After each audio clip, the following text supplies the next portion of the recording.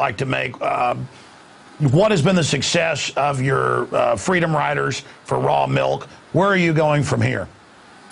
Well, the raw milk Freedom Riders, what we did is we really challenged the FDA on their complete ban on interstate transportation of raw milk. And they issued a statement in response saying that they do not intend to target individual consumers on this.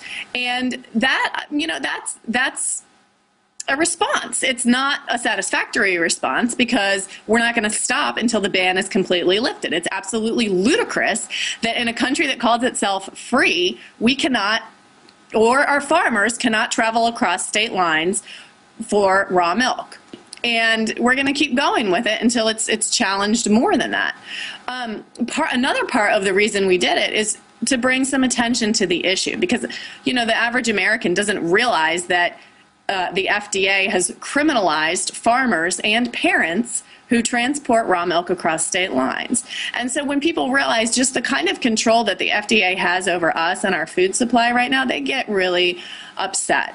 And that's a big part of it, is getting a lot of people upset enough to create some active and positive change around that.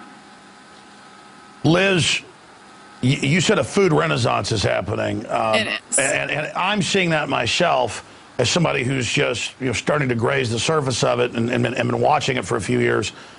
And I see this as one of the most fundamental revolutions against the corruption, big agro, this consolidation, the whole thing Monsanto's is engaging in, really a military-style takeover of the biosphere, the very life cycle of this planet. Quantify, though, as somebody on the front lines, why do you say we're in a food renaissance?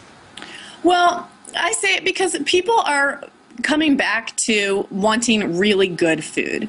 And, you don't have to be elite for that. You don't have to have a large income for that. It's just about going back to the source. Like, not so much frozen foods or microwave foods anymore, but it's getting fresh foods and a lot of times local foods, maybe growing your own or maybe just getting a CSA and getting your food every week from a farmer.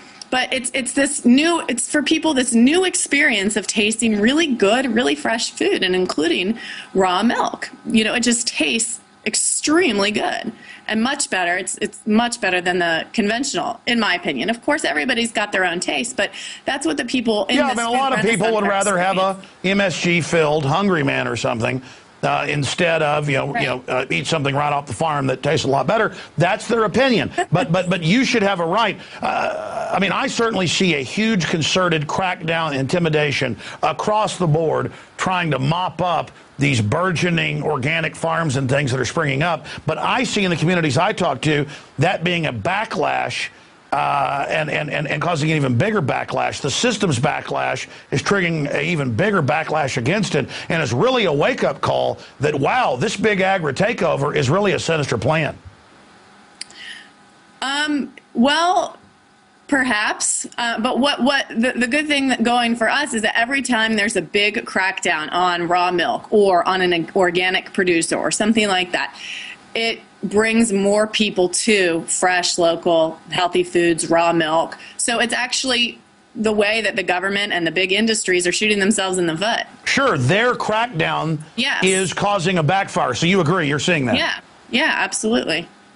So where do you see it going 5 years from now if this continues? Will the forces of consolidation be successful or will they fail? Oh, ultimately, they're absolutely going to fail. We've got so many passionate Americans around wanting good food. And, you've got chefs, and the chefs all want to have food that tastes the way it's supposed to taste. An egg is supposed to taste like an egg, and milk is supposed to taste like milk, and all these other things they have distinctive taste. And the chefs use this. And as people participate in this food renaissance, the average American is transformed by it.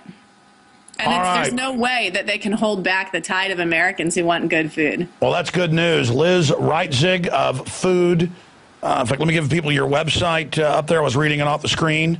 What's the best website for people to visit? It's the Farm Food Freedom Coalition, or it's farmfoodfreedom.org. And they can also go to our Facebook page and like it, become a fan. All right. Thanks a million, and thanks for standing up for all our basic freedoms. Well, thank you. Thanks so much, Alex. All right, good to talk to you. Well, ladies and gentlemen, that's it for this edition of Infowars Nightly News. And it is people like Liz that are going to turn this country and this world around. It is our everyday personal decisions, voting with our choices, voting with our own dollars, that's going to change the world. It doesn't mean any of us are perfect or that we're going to get all the answers right, but it's one of the few areas where we really see success taking place. And with cancer exploding and all these other degenerative diseases expanding, it's no doubt that it's due to the eugenics diet that the globalists feed us. And it is part of a concerted plan, as the White House science czar has said. They want to put sterilants in the water. Well, they already are. We've tested the water. They're adding it. Radioactive isotopes, sodium fluoride, you name it. It is unbelievable. Great job to the crew and our other guests this evening. And Lord willing, we'll see you back tomorrow, 7 o'clock Central, right here at Infowars Nightly News. And, of course, we've archived the 27-hour broadcast we did Thursday and Friday at prisonplanet.tv as well. We couldn't do any of this without you. I want to thank all of you that supported us with the Infowars Money Bomb.